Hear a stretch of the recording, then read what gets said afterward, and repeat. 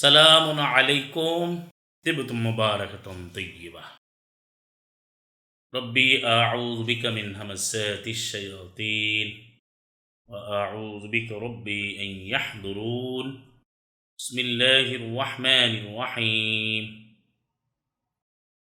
তো আমরা পরের প্রশ্নে যাব। আমার একটা প্রশ্ন ছিল যে কোরআন বুঝতে কি প্রচলিত আলেম হতে হবে নাকি যে কেউ কোরআন বুঝতে পারবে? চমৎকার প্রশ্ন আমরা আলোচনা করছি। যে প্রশ্নটি আসছে আমাদের এখানে প্রশ্নটি করা হয়েছে, সরাসরি প্রশ্ন করা হচ্ছে আমাদেরকে। আলহামদুলিল্লাহ আলামিন। যে আল কোরআন বোঝার জন্য প্রচলিত আলেম হওয়া কি শর্ত? যে কেউ কোরআন বুঝতে পারবে।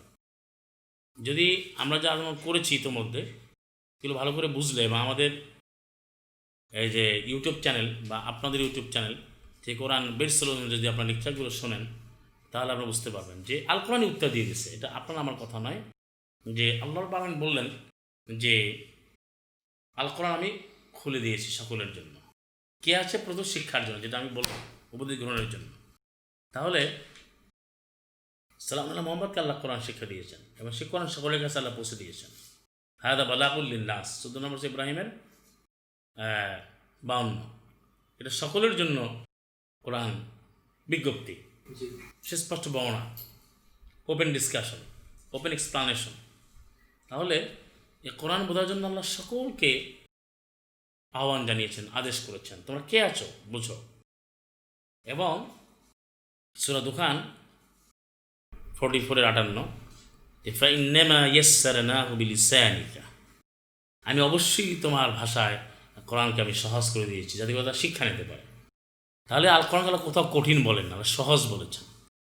এবং এটা বোঝার জন্য আল্লাহ বলেছেন যে কদ বায়্যান্না লাকুমুল আয়া, কদ বায়্যান্না। কোরআনে অনেক আয়াত রয়েছে, যেমন সূরা বাকারা দিয়ে আমরা যাই, সেই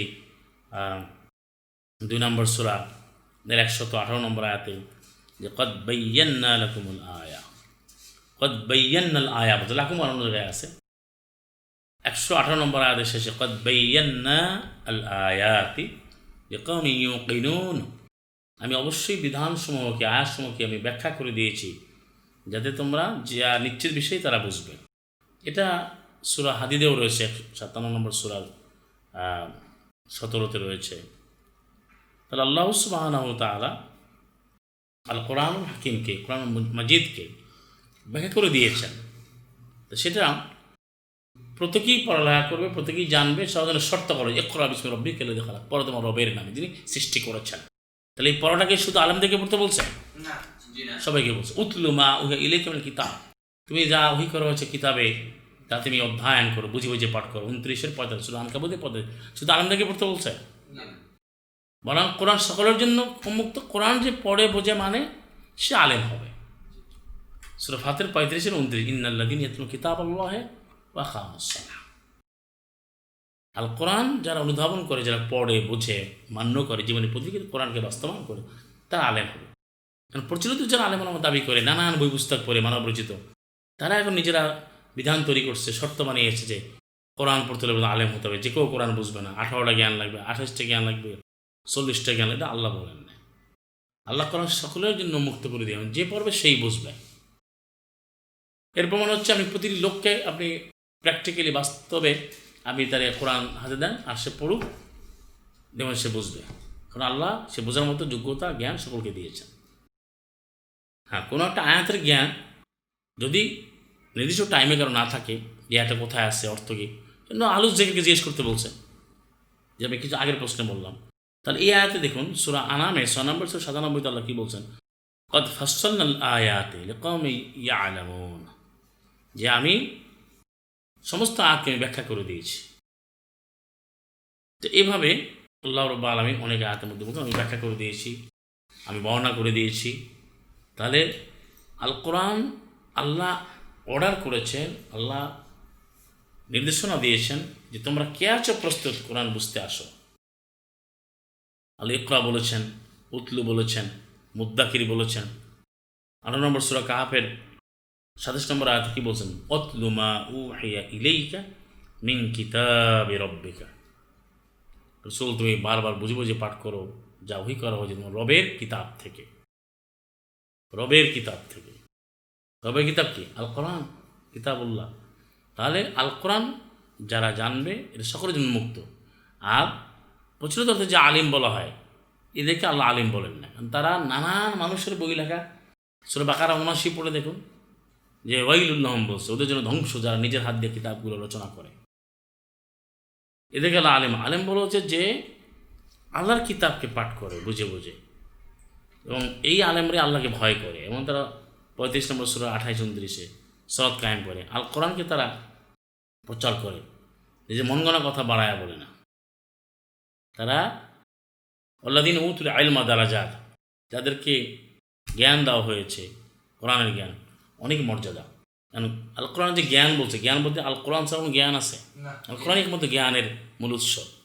তাহলে যে প্রশ্নটি আসছে, আমি আয়াতুল কেন বললাম বোঝার জন্য, যে খুবই শান্তিপূর্ণভাবে, খুবই একবারে ঠান্ডা মস্তিষ্কে বুঝতে হবে যে কিতাবুল্লাহ আল্লাহ অবতীর্ণ করেছেন এবং তা ব্যাখ্যা করে দিয়েছেন। সালাম আল্লাহ মোহাম্মদ সেই ব্যাখ্যা তিনি অনুসরণ করেছেন, প্রচার করেছেন, প্রতিষ্ঠা করেছেন।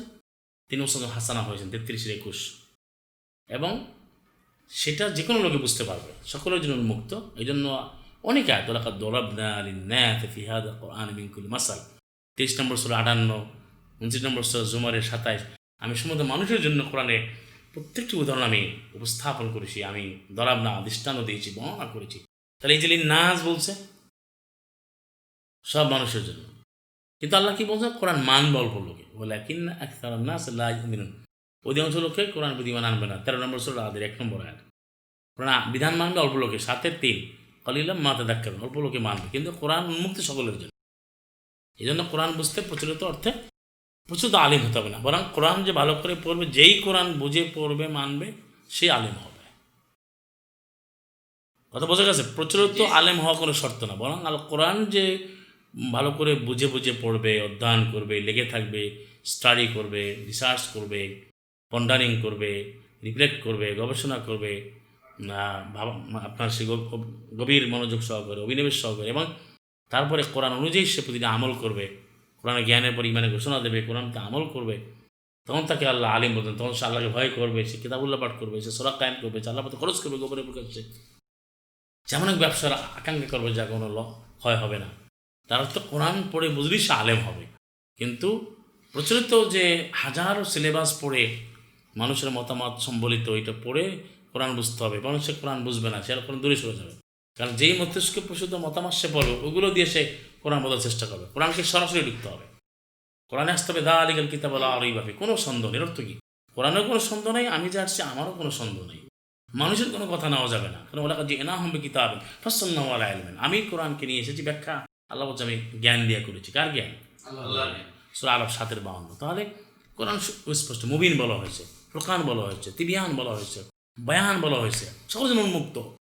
হ্যাঁ, তা বায়ানুল লিন-নাস, কোরআন সকলের জন্য বিবরণী, বিজ্ঞপ্তি, বিশ্লেষণ, ব্যাখ্যা। কোরআন নামই তো ব্যাখ্যা, কোরআন যে ব্যাখ্যা করবে, কোরআন নামই তো ব্যাখ্যা। আমার বিষয়টি পরিষ্কার হয়েছে, ক্লিয়ার হওয়ার কথা।